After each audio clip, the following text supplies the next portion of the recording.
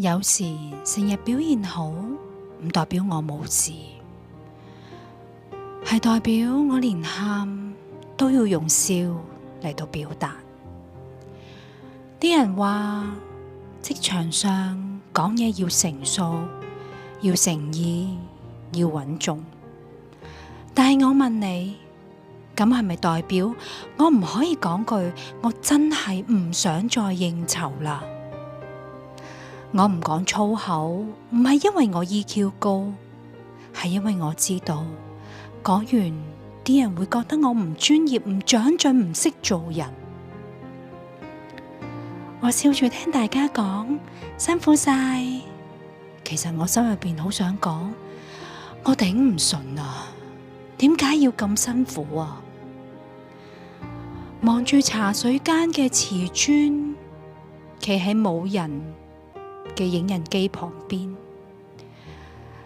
個腦一下子空白晒，突然之間好想喊。成日扮好掂，唔係因為我真係好叻，係因為我驚我唔撐住會俾人睇死。點解？職場上講句我今次搞唔掂啊，就係唔成熟。點解講我唔識就會俾人當冇用？如果成日要演一個溫順又唔喊又唔叫嘅人先叫做專業，咁我唔做呢種專業嘅人又得唔得？有冇人可以聽我講句廢話，唔打斷、唔教訓、唔俾建議，唔即刻想幫我解決問題，只係聽就夠啦。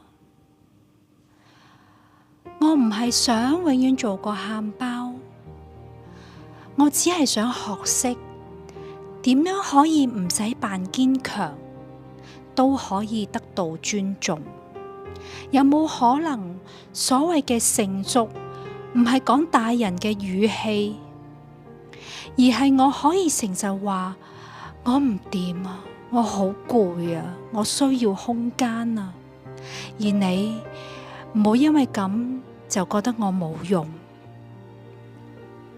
可能真正嘅成熟唔係完美唔出錯，而係我敢於表達我嘅脆弱，仲可以好講得好專業，講得有人肯聽。